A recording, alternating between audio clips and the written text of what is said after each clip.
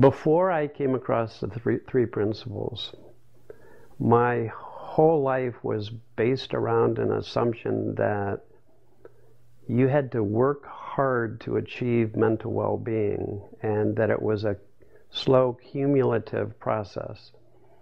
And so it just made sense that you would search around and find what you thought would help you improve your life. And there were no end to the books that were available that offered suggestions on what you could do to improve your life. I think I, over the years, managed to accumulate most of those books.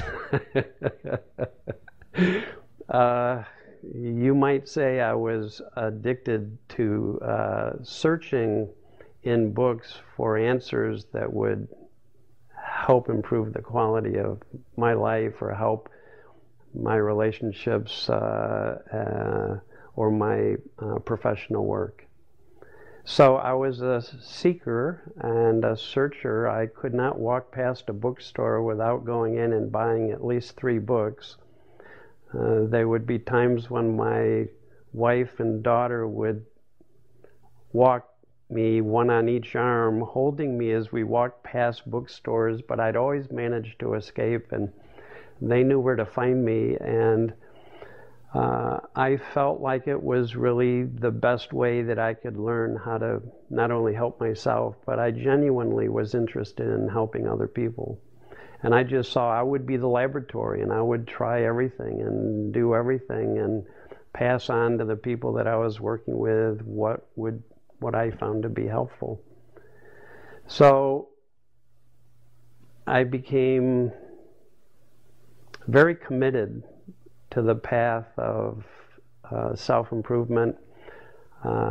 Before I learned the principles, I was meditating 4 hours a day.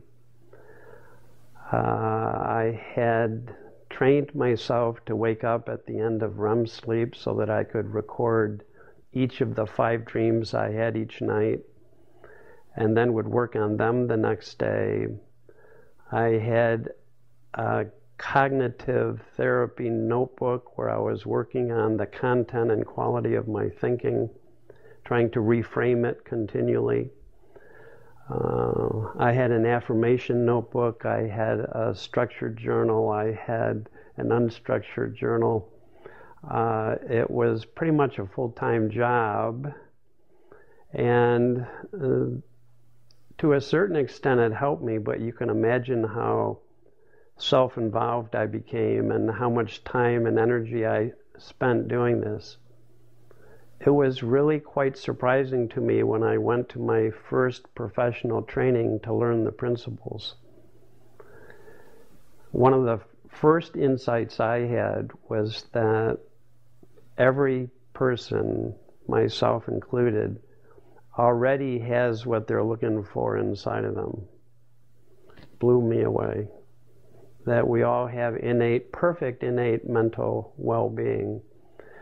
And one of the things that I saw pretty quickly is that when I would stop working so hard on myself, my personal thinking would clear away, my mind would quiet down, and inevitably I would start to fill up with nicer feeling. I was shocked. I didn't know it could be that simple. I didn't know it was that simple. It was actually a very profound insight for me.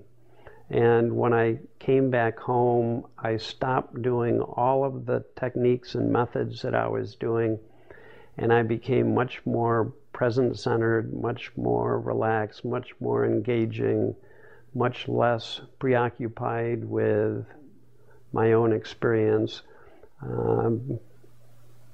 I had no idea the degree to which I was self-absorbed. My family was thrilled. They said, he's back. They got back the dad that they certainly knew at times. Before that, my kids called me Space Cadet because I was constantly preoccupied with my life.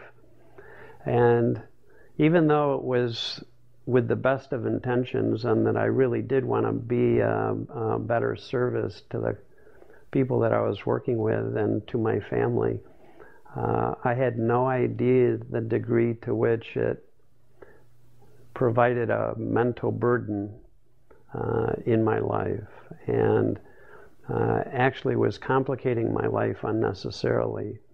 And consequently, what I taught people was a reflection of that complication. After I learned the principles, it got very, very simple, and I didn't have to teach or recommend techniques or methods. Just helping people have a deeper understanding behind how the mind operates was all that was required. And boy, I tell you, it was not only thrilling to see how that transformed my family, but it also had a profound impact on transforming the lives of the people that I was trying to help.